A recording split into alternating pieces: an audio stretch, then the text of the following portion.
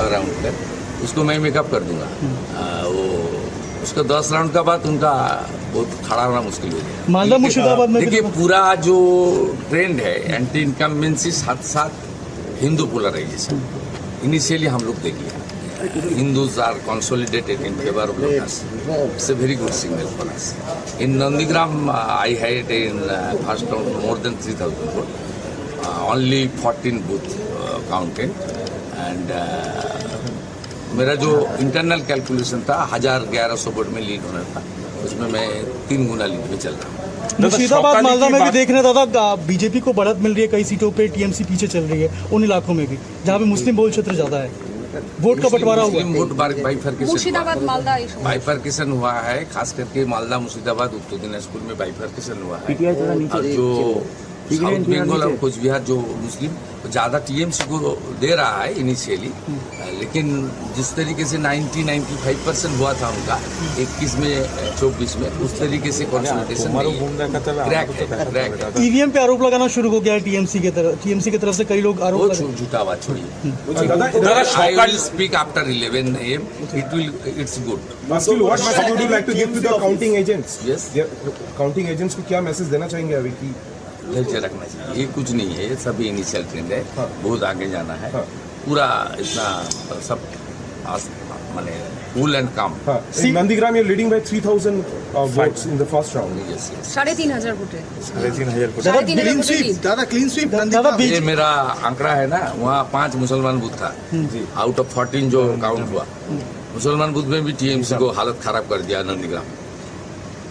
दादा शुभेंदु अधिकारी का मुसलमान बूथ में भी खराब कर दिया। ये मेरा थोड़ा सिग्नल था। दादा ज्यादा दिन तक लोग को गुमराह करने नहीं हो सकता। প্রথম দিকে যা ট্রেন্ড তাতে করে মধ্য কলকাতার বেশ কিছু তৃণমূল অফিস সেগুলো ফাঁকা হচ্ছে ধীরে ধীরে। না না, I am not passing any comment. কেন বহুদলীয় গণতন্ত্রে কেন থাকবে না পার্টি? নো নো, কাঁটে কি টক্কর দেখতে মিলবে দাদা। ওরা যে কালচার করেছে, দেখুন কুকুর মানুষের পায়ে কামড়ায়, মানুষ কখনো কুকুরের পায়ে কামড়ায়। ভারতীয় জনতা পার্টি এসবে বিশ্বাস করে না। मुख्यमंत्री पर सीधा वार करते हुए और शुभेंदु अधिकारी ये कहते हुए कि इस बार हिंदू और मुसलमान दोनों ने नंदीग्राम में वोट किया है और जो रुझान आ रहे हैं भवानीपुर में उसमें बीजेपी को बढ़त है। बट ये भी कहते हुए कि ये जो जीत है ये जनता की जीत है। मुसलमानों ने इस बार भारतीय जनता पार्टी को भी वोट किया है नंदीग्राम में, लेकिन मालदा मुर्शिदाबाद में भी आंकड़े चौंकाने वाले, जहां पर बीजेपी को बढ़त मिल रही है। इसे तृणमूल कांग्रेस का गढ़ माना जाता रहा है। दक्षिण बंगाल में जहां पर तृणमूल कांग्रेस ने लगातार जब से खाता खोला है हार का सामना नहीं किया है, इस बार शायद पहली बार होगा जब आंकड़े बदल रहे हैं जमीन पर। और शुभेंदु अधिकारी का बड़ा बयान, 155 प्लस बीजेपी जो है 155 का आंकड़े तक पहुंच चुकी है, यानी पहले ही बीजेपी रुझानों में कम से कम बहुमत तक पहुंच चुकी है। टीएमसी पीछे पीछे 121 पर है रुझानों में। तौसीफ, अगर मैं आपसे जवाब चाहूं, को मैं हराऊंगा कह रहे हैं शुभेंदु अधिकारी, अब पहले दिन से कह रहे हैं, जो मनोज्ञा कह रही है, लेकिन नंदीग्राम के बाद भवानीपुर, अगर ये दोनों ही सीट नंदीग्राम में पहले हरा चुके हैं, भवानीपुर में ममता बनर्जी को अगर वो हरा देते हैं, अभी जो खबर आ रही है उसमें वो लीड कर रहे हैं। अब ये देखिए ये आगे पीछे हो रहा है, पहले ममता आगे थी, अब शुभेंदु आगे। इसका वाकया बताऊं, भवानीपुर पे इनका लड़ना पहले निश्चित नहीं था। ये लड़ रहे थे नंदीग्राम से। इनको गृह मंत्री अमित शाह ने कहा कि अगर आपको जीतना है और लड़ना है और अपनी जीत और वर्चस्व स्थापित करना है तो ममता को अपने गढ़ में और घर में जाके हराइए। तब इनका नाम भवानीपुर से बतौर उम्मीदवार दिया गया कि अब जब मैंडेट दिया गया कि अब आपको हरा के दिखाना है और यहां से जीत के दिखाना है। मनोज्ञा, अगर मैं आपसे सवाल पूछूं कि 155 पर बीजेपी है और बीजेपी अगर सरकार बनाती, मैं फिर कह रहा हूं अगर सरकार बनाती है, तो सीएम भी क्या शुभेंदु ही होंगे? अगर ममता बनर्जी को हराते हैं तो 2 बार मुख्यमंत्री ममता बनर्जी जैसी कद्दावर नेता को हराना आसान नहीं है। अगर मैं इसको ऐसे लूं, ममता बनर्जी से ये श्रेय कोई नहीं ले सकता कि उन्होंने वाम मोर्चा की 34 वर्ष की सरकार को परास्त करके बंगाल में 2011 में इतिहास रचा था। जितनी अगर हार भी जाते हैं तब भी शुभेंदु के अलावा कोई और नाम है क्या? वैसे तो भारतीय जनता पार्टी में शुभेंदु दा का नाम ले लेने का मतलब होगा कि वो नहीं बनेंगे, लेकिन क्योंकि ये कहा जाता है कि तीसरी रो पर बैठा हुआ 7वां आदमी बन सकता है मुख्यमंत्री, पर अगर 2 बार हराते हैं तो इनसे बड़ा नेता बीजेपी बंगाल में खोजना मुश्किल। देखिए पश्चिम बंगाल पे तो नजर हमारी बनी हुई है, लेकिन तमिलनाडु की तस्वीर जरा देखिए। टीवी के 62 सीटों पर आगे चल रही है, डीएमके भी 62 और टीवी के भी 62। तो मुझे ऐसा लग रहा है कि जो एकमात्र एक एग्जिट पोल था जिसने कहा कि 120 तक जा सकते कहते हैं, प्रदीप गुप्ता जी कह रहे थे, क्या ये होगा? 61 सीटों पर टीवी के आगे चल रही है। क्या ये भी अब विजय की पार्टी में, एक बार जरा रामास्वामी जी आपसे पूछूंगी, तो जरा ये तस्वीर जो है बड़ी अजीत जी उनकी कुर्सी पर आए रामास्वामी जी के, तो अजीत जी ही जवाब देंगे। अजीत जी, तमिलनाडु में हम देख रहे हैं टीवी के 65 पर आगे चल रही है और हमारा एग्जिट पोल भी यही कह रहा था। प्रदीप गुप्ता जो हमारे एग्जिट पोल कर रहे थे वो बिल्कुल स्पॉट ऑन है और ये भी दिखाता है कि वहां भी पावरफुल एंटी इनकम्बेंसी है।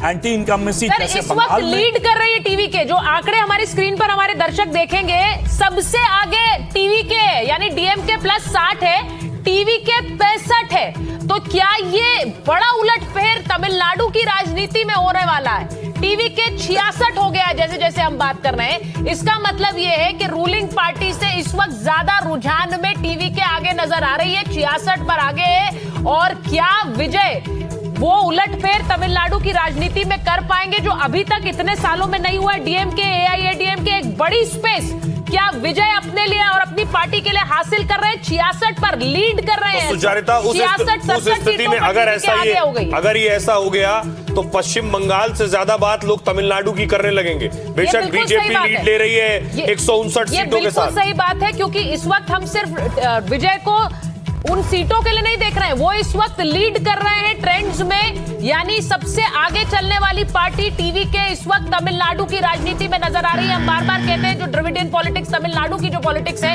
डीएमके, एआईएडीएमके, अजीत जी, लेकिन क्या ये एक तीसरा धड़ा इस वक्त तमिलनाडु में हमें खड़ा होता नजर आ रहा है? अजीत जी, टीवी का एक और फीचर है कि अन्ना डीएमके को करीब करीब साफ कर दिया है। डीएमके को अटैक कर रहा है, अन्ना डीएमके सबसे पीछे। तो इसका मतलब है कि ये जो वो जगह ले लिया है, वो जो चैलेंजर है मेन तमिलनाडु में इस बार, वो टीवी के है, अन्ना डीएमके और बीजेपी अलायंस नहीं है। अब तो ये सरकार बनाने के लिए जरूरत पड़ सकती है। सरकार बनाने के लिए फिर किसकी जरूरत नहीं? और अखिलेश जी, हम तो ये चर्चा कर रहे थे कि क्या मुख्य ऑपोजिशन बन सकता है टीवी के। अभी तो ये चर्चा हो रही है कि क्या लीड में टीवी के इस वक्त सबसे बड़ी पार्टी बनकर उभर सकता है क्या? अब सवाल ये है, क्योंकि जो लीड्स दिख रहा है अभी तो आंकड़े यही बता रहे, जो हमारा एग्जिट पोल था वो भी यही कह रहा था प्रदीप गुप्ता का, उसमें ये कहा था कि 120 सीटें तक टीवी के को मिल सकती है। और ऐसा लग रहा है कि अगर ये स्थिति आती है तो एक तरह से हंग असेंबली होगी और वैसे में फिर जरूरत पड़ेगी उनको सरकार बनाने के लिए, तो क्या उसमें एआईएडीएम के साथ में आएगा? पर विजय ने अपने शुरुआत में, राजनीति की शुरुआत में कहा कि ना मैं इनके साथ हूं, ना इनके साथ, पॉलिटिकली अलाइन नहीं हूं, ना मैं डीएमके के साथ हूं, ना मैं बीजेपी की और एआईएडीएमके की राजनीति से के साथ जाना चाहता हूं। तो ऐसे में बीजेपी खुद चाहती थी कि उनका अलायंस उनके साथ हो, लेकिन एआईएडीएमके इसके पक्ष में नहीं थी। उसी तरह से कांग्रेस भी चाहती थी कि विजय के साथ अलायंस हो, लेकिन नेतृत्व जो उसके तैयार नहीं हुआ। तो ऐसे में दोनों ही अपने अपने फैसले पर पछतावा कर रहे होंगे कि आखिर वो टीवी के साथ क्यों नहीं गए। सतीश जी, लेकिन कम से कम एक सवाल सतीश जी, मेरा सवाल आपसे कि सतीश जी, जो 67 टीवी के दिख रहा है, ऐसा चेंज जो कम से कम रिफ्लेक्ट नहीं हो रहा था, नजर नहीं आ रहा था एग्जिट पोल में, सिवाय एक एग्जिट पोल के, ऐसा चेंज आखिर कैसे आता और इतनी खामोशी से आता है रुझानों में जो दिख रहा है? देखिए, एग्जिट पोल का तो मेरे से जिक्र मत, रुझान नहीं, एग्जिट पोल वालों का बात मत कीजिए। पहली बात ये है, एक तो उसने दिया ही नहीं बंगाल का, क्यों नहीं दिया? रुझान देखिए, ये बात सही है, सितारों का प्रदेश रहा है तमिलनाडु जी, तो सितारों के लिए थोड़ा एक रुझान शुरू से ही रहा, चाहे हीरो रहे चाहे हीरोइन रहे, सही बात है ना, तो वो एक जगह है। लेकिन अभी भी मैं कह रहा हूँ, मेरा जो अपना माइंड चलता है, तो मैं नहीं कह रहा हूँ कि ये विजय एकदम जो है आगे बढ़ जाएंगे। हाँ, उनकी जरूरत पड़ेगी तो भाई भाजपा तो सब चीज, लेकिन आप इसके पीछे सिर्फ स्टार फैक्टर मान रहे हैं? नहीं, वो नहीं, ऐसा है ना,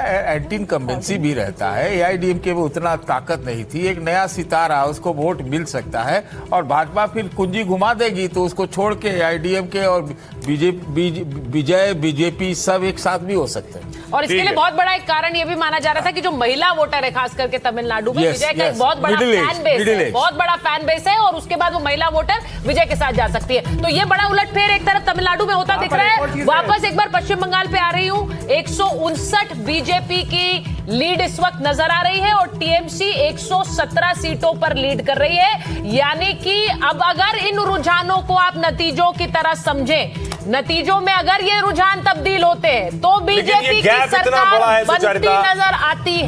मुझे याद नहीं कि इतना बड़ा गैप बन गया। कभी बांटा गया हो, नहीं पता आपको एक घंटे में क्या होने वाला है, लेकिन ये लगभग आप देखिए 40-50 सीटों का गैप। देखिए मैं आपसे सुबह से एक ही चीज कह रही हूँ कि दोनों टीम मैदान में 100-100 सीट लेकर उतर रही हैं। 100 से नीचे किसी की सीट नहीं जा रही है। 30% वोट से नीचे फिलहाल अभी किसी का वोट जाता नहीं दिख रहा है। और ठीक वही है, क्योंकि अगर 84 सीट पर बीजेपी ने बढ़त हासिल की है तो 91 सीट पर टीएमसी का खाता नीचे गया है। 3 लेफ्ट ने हासिल की है। 3 लेफ्ट के लिए ये बहुत बड़ी बात है। और लेफ्ट ने छोटी छोटी जगह पे बहुत सारे वोट काटे होंगे। 4 अगर कांग्रेस की है तो ये बदलता समीकरण है। लेकिन जब 91 लाख वोट कम से कम कटे हैं, जिस पर बार बार सवाल उठ रहे हैं कि ये क्यों कटे हैं, जिसमें 27 लाख वोट पर उच्चतम न्यायालय ने भी अपनी मोहर लगा दी है। पर इन सब के बीच में कम हिंसा होना, जब पहला फेज हुआ था 23 तारीख को, तो उत्तर बंगाल में जब कम हिंसा हुई तो दक्षिण और आसपास के इलाकों को उससे इतनी हिम्मत मिली कि ऐसा भी हम चुनाव देखेंगे जिसमें एक आदमी मरा नहीं, माथा भांगा जिसका नाम है, वहां किसी का सर नहीं फूटा। जिसमें पिछली बार इतनी हिंसा हुई थी कि लाशों को कई दिनों तक रखा गया था सिर्फ इसलिए कि हम इन्हें जलने या दफनाने नहीं देंगे। आप कल्पना कीजिए जिन घरों में लोगों को मारा गया, जिनके लोग घर नहीं लौटे, उनके ऊपर क्या बीतती होगी। क्या ये बड़ा कारण इस तब्दीली के लिए रहा जो इस वक्त हमारे स्क्रीन पर रुझानों में नजर आ रहा है? जो चुनाव आयोग जो डिटेल्स दे रहा है, जो आंकड़े दे रहा है, उसके मुताबिक 46% अभी तक बीजेपी को वोट गया है, जो चुनाव आयोग आंकड़े दिखा रहा है, और 36% टीएमसी को। अब इसकी तुलना 2021 से कर लीजिए। 48% वोट, 48.5% टीएमसी के खाते में गया था और 38% वोट बीजेपी को मिला था। इस वक्त जो अभी शुरुआती ट्रेंड चुनाव आयोग दे रहा है, 46% वोट बीजेपी के खाते में जाता हुआ नजर आ रहा है।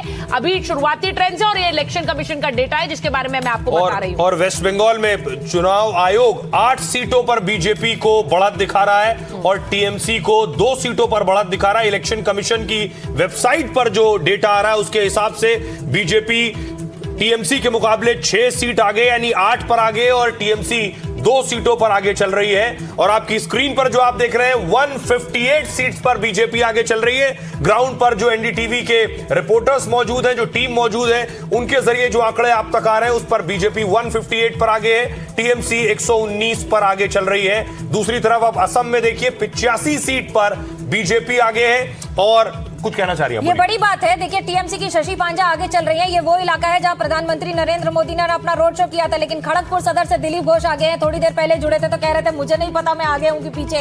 इस सीट पर जब कैंपेन हुआ था तो ये बड़ी दिलचस्प बात थी कि लार्जर देन लाइफ जो आपको दक्षिण भारत में बड़े बड़े कटआउट्स दिखते हैं वो दिख रहे थे, क्योंकि 40% यहाँ पर जो मतदाता हैं वो दक्षिण भारत से आते हैं। खड़गपुर जो इलाका है वो जब इस्टेब्लिश किया गया था तो आसपास क्योंकि ट्रेन और ट्रेन से जुड़े लोग आते थे तो सबसे ज्यादा सेंट्रल गवर्नमेंट एम्प्लॉइज और वो सारे यहाँ पर आए और उसके बाद बसते चले गए इस तरह से कि ये पूरा इलाका।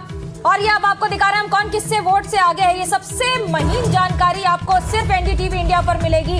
सबसे ज्यादा प्रमाणित नतीजे हम आपको बता रहे हैं। 6271 वोट से अग्निमित्रा पॉल आगे हैं। मार भी खाई है इन्होंने कई बार पिछले चुनाव में। यहीं से इस चुनाव में भी कहीं की गाड़ी में पत्थर चले के शौकत आगे हैं। ये बड़ी बात है। राजगंज से दिनेश सरकार करीब 3364 लेकिन बड़ी बात है बहरामपुर से पीछे चल रहे हैं अधीर रंजन चौधरी। मैं आपसे बार बार कह रही हूँ त्रिकोणिया लड़ाई है। त्रिकोणिया क्योंकि एक और वहां पर नाडू गोपाल मुखर्जी है जो कि तृणमूल कांग्रेस से है, तो वहीं बीजेपी के जो नेता हैं और उनके साथ साथ बीजेपी के पास ये सीट है। बरहमपुर की सीट वर्तमान में बीजेपी के पास है और अधीर रंजन चौधरी अपना भाग्य आजमा रहे हैं। बड़ी दिलचस्प लड़ाई हो गई। अगर ये जीत गए तो बड़ी बात होगी। हाँ बिल्कुल, लोकसभा चुनाव में हार के बाद वो फिर से वहाँ विधानसभा का चुनाव लड़ रहे हैं और यहाँ पर 5 बार के सांसद रहे हैं भाई, तो वहां से अब इस बार पर अभी ट्रेल कर रहे हैं फिर से अधीर रंजन चौधरी जिन्होंने लगातार तारीफ भी की थी चुनाव आयोग की, खासकर जो सेंट्रल फोर्सेस की तैनाती हुई, जिस तरह से काम कराया गया, चुनाव कराया गया, उसकी तारीफ की थी। उसको लेकर उनकी ही पार्टी में उनके खिलाफ विरोध के स्वर थे। ये तस्वीरें जरा आपको बता रहे हैं अलग अलग सीटों से जो आगे चल रहे हैं। निशित प्रमाणिक अब माता भांगा से आगे हो गए हैं। ये मंटेश्वर से सैकत 3486 वोट से आगे हैं और 3300 वोट से आसनसोल से अग्निमित्रा पॉल 6271 वोटों से आगे चल रही हैं। अब ये जो बड़ी चीज है वो ये कि 158, अगर हम इन नतीजों को इन रुझानों को नतीजा माने तो बीजेपी की सरकार पश्चिम बंगाल में बनती नजर आती है। इसके बहुत बड़े मायने हैं। 118 पर टीएमसी है। मैं फिर कह रही हूं शुरुआती रुझान है, अभी थोड़ा इंतजार करेंगे, लेकिन क्या ये जो डिफरेंस है इसको ब्रिज कर पाएगी टीएमसी? क्या टीएमसी वापस बहुमत का आंकड़ा छू पाएगी? क्या थोड़ी देर बाद हमें जल्द ही ममता बनर्जी का कोई बयान नजर आएगा इन नंबर्स पर? क्योंकि ममता बनर्जी ने आज सुबह सुबह कह दिया था कि ईवीएम देखिए, जिन सेंटर्स पर काउंटिंग होनी है वहां बिजली जा रही है, सीसीटीवी कैमरे बंद किए जा रहे हैं। क्या वो सारे आरोप अभी आएंगे? मैं एक बार जरा ये जरूर पूछूं, क्योंकि तौसीफ, ये जो आंकड़े इस वक्त आ रहे हैं टीएमसी 118, आपको लग रहा है ये आंकड़ा अब आगे जाएगा? 9:45 बज रहे हैं। हाँ, टाइम 9:45 हो रहे, ठीक है, लेकिन अभी कितनी राउंड की काउंटिंग हुई है? मेरे ख्याल से सेकंड राउंड या थर्ड राउंड भी नहीं पहुंचा होगा अभी काउंटिंग, और काउंटिंग तो कम से कम 10 राउंड होना बाकी है। तो हाँ, अगर 6 राउंड 7 राउंड के बाद अगर ये फिगर दिखता है तो हम कह सकते हैं कि ये नंबर जो है होल्ड कर जाएगा। अभी तो पूरे के पूरे चांसेस है नंबर चेंज होने के। तौसीफ, अगर ये जो कम से कम रुझान नजर आ रहे हैं और अगर ये नतीजों में बदलते हैं, तो आपके पास क्या कहेंगे आप कि क्या वजह रही कि टीएमसी पीछे रह गई? नहीं, फिर तो इसे जनता का फैसला मानना पड़ेगा। भाई, जनता अगर वोट नहीं देगी किसी भी पार्टी को तो वो तो नहीं, वजह ग्राउंड पर क्या वजह लगती है? ग्राउंड पे वजह देखिए, जो हमने भी पर्सनली भी मैंने सुना लोगों से, एंटी इनकम्बेंसी एक बहुत बड़ा फैक्टर है। तृणमूल इतनी बड़ी पार्टी है, 15 साल से सरकार में थी, कहीं ना कहीं लोगों को शिकायत होगी, और उस शिकायत का समाधान शायद पार्टी जो है नहीं कर पाई है। कहीं ना कहीं कोई सवाल जो है ऊपर बिल्कुल। तक मैं जरा एक बार बता दूं कि बंगाल के रुझानों में बीजेपी बहुमत से आगे है, लेकिन तमिलनाडु में देखिए तस्वीर कहां जा रही है। अब 67 सीटों पर वहां पर एआईएडीएमके प्लस आगे नजर आ रही है, यानी कि जो मुख्य ऑपोजिशन था, अब हम इसी की बात कर रहे थे कि टीवी के आगे चल रहा है 66 पर, लेकिन अब एक सीट आगे 67 पर एआईएडीएमके आगे नजर आ रही है। ये एआईएडीएमके प्लस है, ये भी बता दें। डीएमके 62 पर, डीएमके प्लस 62 पर है, और टीवी के 66 पर, 67 पर एआईएडीएमके है। ये रामास्वामी जी हमारे साथ आ गए हैं। रामास्वामी जी, क्या लग रहा है इन आंकड़ों को देखकर? एक समय हम चर्चा कर रहे थे टीवी के लीड कर रही थी और बहुत डिफरेंस से लीड कर रही थी, अब इस वक्त एआईएडीएमके प्लस 68।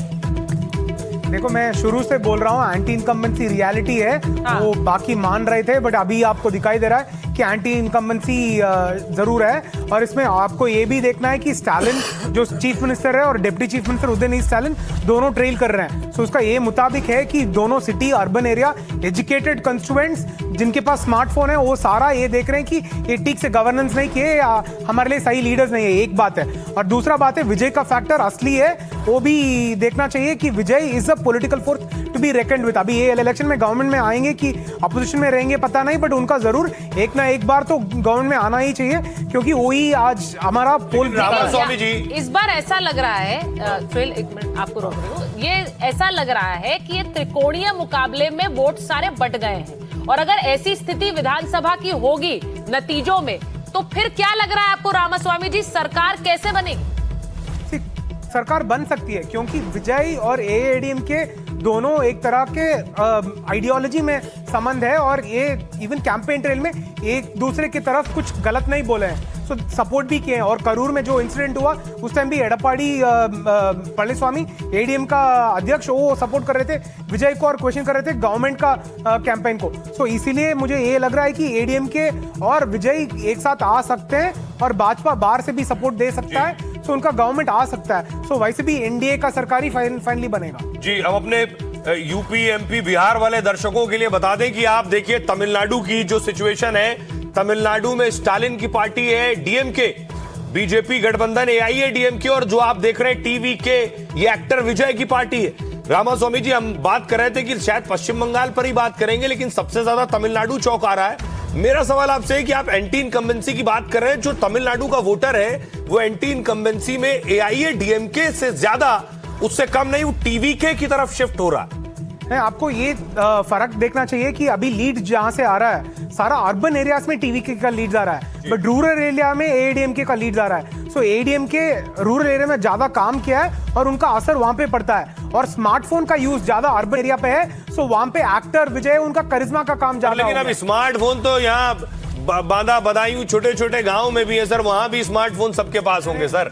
देखो स्मार्टफोन का असर ज्यादा अर्बन एरिया में पड़ता है क्योंकि वहां पे इंस्टाग्राम ट्विटर का यूज ज्यादा है। रूरल लेकिन एरिया अब में गांव में स्मार्टफोन भी इंस्टाग्राम का खूब है। यहाँ तो शहरों वाले नौकरी में ज्यादा बिजी है, गांव वालों के पास वक्त है थोड़ा ज्यादा, तो ज्यादा बिजी है स्मार्टफोन में। तमिलनाडु में रूरल में लोग ज्यादा काम पे बिजी है और शहर में ज्यादा स्मार्टफोन में देखिए लगा एक रहते हैं बहुत लोग। बड़ा शिफ्ट तमिलनाडु में हो सकता है। अगर लीडिंग पार्टी बनकर उभरेगी टीवी के तो ये बहुत बड़ी खबर है, लेकिन अगर वो मुख्य ऑपोजिशन के रूप में भी उभरेगी तो भी बहुत बड़ी खबर है। तो देखो, ये पूरा एक तरह से जो पासा है वो पलट गया है पश्चिम तमिलनाडु में। जी इसमें और एक चीज भी देखना चाहिए, पौंडीचेरी वहाँ का अर्बन सेगमेंट है आसपास में। सो पुदुचेरी में भी वहाँ पे इलेक्शन हो रहा है। पुदुचेरी में एनडीए का कंबाइन, भाजपा का एनआरसी उनका लीडिंग है। वहाँ पे नॉर्मली डीएमके और कांग्रेस बहुत ही स्ट्रांग पार्टी है। कांग्रेस का वर्किंग कमेटी मेंबर 2 लोग हैं वहाँ पे, फिर भी कांग्रेस वहाँ पे ट्रेलिंग है। देखिए अब एक और बड़ी खबर आगे रामास्वामी जी आपको रोक रही हूँ। भवानीपुर से ममता बनर्जी अब आगे हो गई हैं। जो थोड़ी देर पहले खबर आ रही थी कि शुभेंदु अधिकारी लीड कर रहे हैं, ममता बनर्जी आगे निकली है भवानीपुर में। तो भवानीपुर की सीट प्रतिष्ठा की सीट है, ममता बनर्जी का गढ़ रही है। और यहाँ पर जब उन्होंने इस बार चुनाव लड़ने का ऐलान किया तो बीजेपी ने शुभेंदु अधिकारी को उतार दिया। तो शुभेंदु अधिकारी अभी पीछे चल रहे हैं भवानीपुर की सीट से, ममता बनर्जी आगे निकल गई हैं। रुझानों में इस वक्त भवानीपुर की सीट पर लीड कर रही है। और भवानीपुर आपको बता दें वो सीट है, ममता बनर्जी यहीं से अब तक विधायक थी। नंदीग्राम हारने के बाद भवानीपुर में उपचुनाव लड़ा, यहां से जीती, लगभग 55,000 वोटों से ज्यादा से जीती थी। और एसआईआर में लगभग 50,000 48,000 वोट भवानीपुर में कटे थे। उसके बावजूद ममता बनर्जी यहां आगे चल रही है। हमारे साथ डॉक्टर कौशल कांत हमारे साथ जुड़ रहे हैं। डॉक्टर कौशल, जो अभी रुझान आ रहे हैं पश्चिम बंगाल में खास तौर से, वो आपके लिए अच्छी खबर ला रहे हैं। 160 पर आप आगे चल रहे हैं, 117 पर टीएमसी।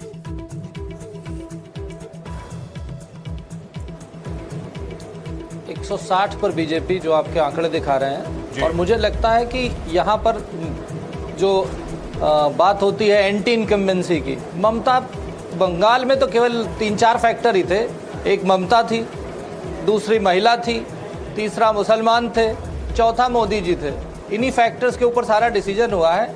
और आप देखिए हुमायूं कबीर भी अपनी दोनों सीटों पर पीछे चल रहे हैं। आपके ही चैनल पे न्यूज़ चल रही है, तो इससे पता चलता है कि जो राष्ट्रवादी ताकतें थी, जो देश के लिए काम करती थी, वो आगे चल रही हैं। और यही ट्रेंड पूरे देश में नजर आ रहा है। आप किसी भी जगह देखें, भारतीय जनता पार्टी का ग्राफ हर जगह आगे बढ़ रहा है। चाहे आप कोई भी प्रदेश देख लें, आप वेस्ट बंगाल देख लें, आप असम देख लें, आप जिस तरीके से तमिलनाडु के आंकड़े बता रहे हैं, वहां पर भी देखिए। जो डीएमके की बात है, आपको ये खास बात देखनी पड़ेगी, जहां पर बीजेपी की सरकार है वहां पर प्रो इनकम्बेंसी होती है, और जहां पर दूसरी सरकार होती है वहां एंटी इनकम्बेंसी होती है। इसी से पता चलता है कि भारतीय जनता पार्टी के काम करने का क्या तरीका है। वो राष्ट्र प्रथम की राजनीति से आगे बढ़ती है, बाकी पार्टियां अपना परिवार प्रथम की राजनीति से आगे चलती हैं। और शायद यही वजह है कि देश की जनता जीत रही है, भारत देश जीत रहा है और भाजपा जीत रही है। एक बात बताइए, अभी सुबह सुबह आज ममता बनर्जी ने आरोप लगाए। उन्होंने कहा कि देखिए बिजली काटी जा रही है, सीसीटीवी बंद हो गए काउंटिंग सेंटर्स के। जो इस वक्त रुझान स्क्रीन पर है, आपको लगता है इसके बाद इस तरह के आरोप बढ़ सकते हैं? क्योंकि उन्होंने आरोप सुबह ही लगाए काउंटिंग से पहले। अरे कोई नई बात नहीं है। हर इलेक्शन में हारने के बाद विपक्ष के पास रास्ता क्या बचता है? वो ईवीएम को दोष देता है, वो इलेक्शन कमीशन को वोट देता है, और कोई ऑप्शन तो बचता नहीं। यही इलेक्शन थोड़ी ना है। पीछे के 2014 से लेकर आज तक जितने इलेक्शन हुए सब में ईवीएम खराब हो जाती है हारने के बाद। जीतने के बाद ईवीएम ठीक होती है, जीतने के बाद इलेक्शन कमीशन ट्रांसपेरेंट हो जाता है, और हारने के बाद सब कल्प्रिट बनाते हैं। तो ये बहुत ही रूटीन सी मतलब कंप्लेन है हारने वालों की, इस पर ध्यान नहीं देना चाहिए।